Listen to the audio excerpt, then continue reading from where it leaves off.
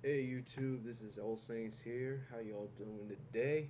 Alright, today I'm gonna discuss where I think a lot of people actually need to address one in their dueling careers, or whether you're playing casual or competitively, and that's basically card advantage.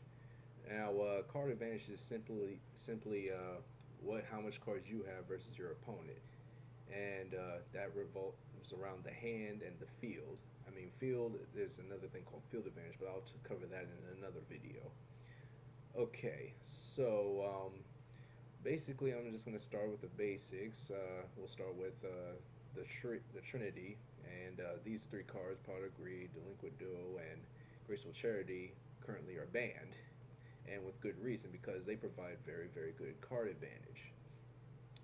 Now, in regards to card advantage, you can easily type Google card advantage Yugioh, click search. You should be able to come up with a couple of articles with card advantage. And most I got my inspiration is from two writers. You probably heard of them. If not, you should start reading from them. It's Kelly Locke and Jason Grabermeyer. Both work for the TCG player website and the Konami website. So if you get a chance, look them up. They have really good content. That's actually how I'm slowly learning about the game of Yu-Gi-Oh better. And again, I'm not a pro, but I've been around long enough to actually understand how this game is. And you know what? You can always learn, even if you've been in this game for 10 years or for 10 minutes. So let's get into this. Now, the reason why I chose these cards is because this is the easiest way to describe card advantage. Now, the thing with card advantage is when you use normal spell cards, you'll immediately lose a card because once that card's effect resolves, it just goes to the graveyard. It doesn't stay on the field unless it has the effect of staying on the field. So all three of these are normal spells, and we'll go right into it, seeing how simple card advantage is. Pot of Greed, as most of y'all know, it just allows you to draw two cards. That's it.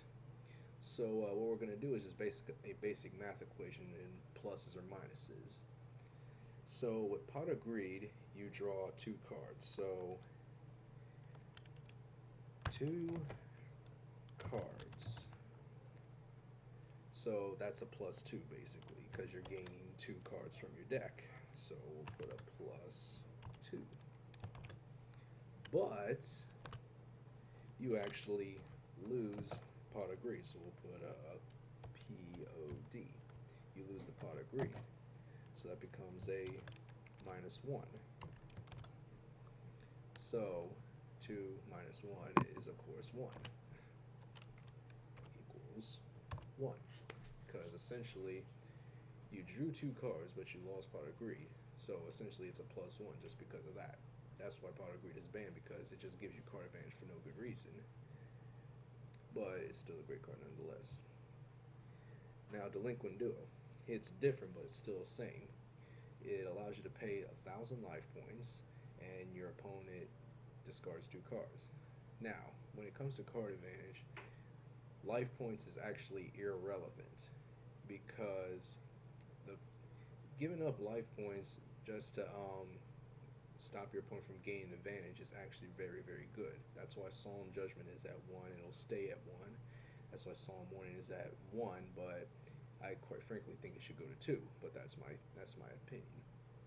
And Return of the Different Dimension will also stay at 1 because you can pay any amount of life points. Cards that usually require life point payment just so you can stop your opponent are very good. So we'll look at Delinquent Duo. Your opponent loses two cards. So opponent loses two cards. Now, for you, that's a +2, but for your opponent, that's a -2.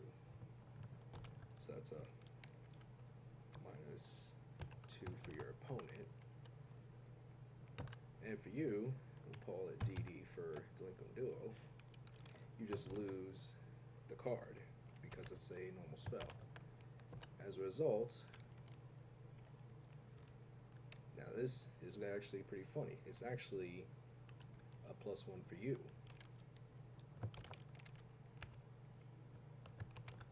because your opponent is losing 2 cards because you lost only 1 card.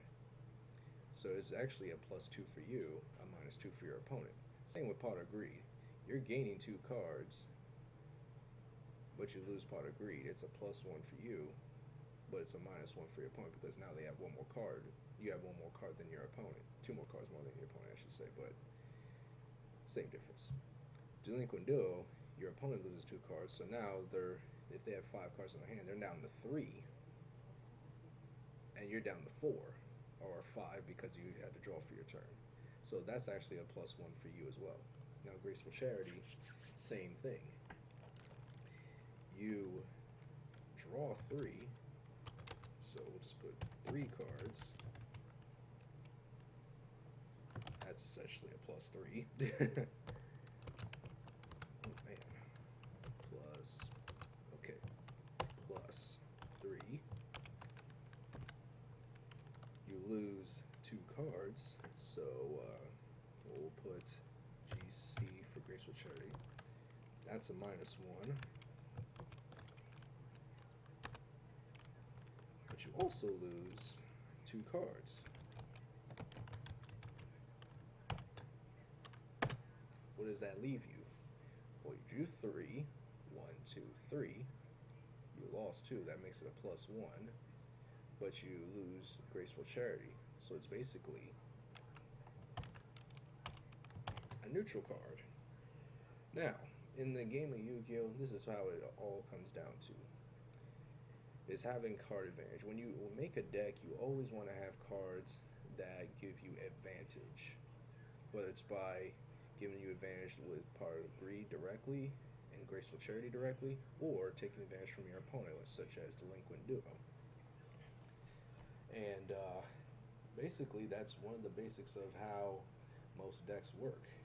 Take a look at Prophecy. They do +1s, +2s like crazy because they have cards such as Spellbook of Judgment, Spellbook of Secrets that allows you to essentially add cards to your hand, and with Judgment it special summons cards to the field. So, and quite frankly, that's how the ban list works, because when you have good cards like this that gives you advantage and takes away advantage from your opponent, that's when the ban list begins. Like, okay, what cards are so card advantage to the player that it just isn't fair to the opponent? That's how most of the ban list is actually created. So this is just the basics. So basically, remember, normal spells are automatically -1 because once their effect resolves, they are in the graveyard.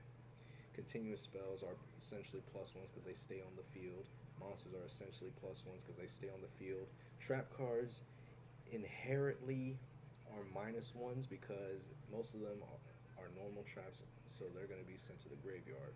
But continuous, as usual, are +1s. Counter traps, normal traps, those are -1s automatically. So that's it for today on card advantage. Leave a comment below, subscribe, and hopefully I'll be making more videos on card advantage because I think this is an important subject that most duelists, even myself, tend to forget about when making their deck and when dueling. So I'm out. Peace. Good night or good morning, wherever you are. To catch you later. Thanks.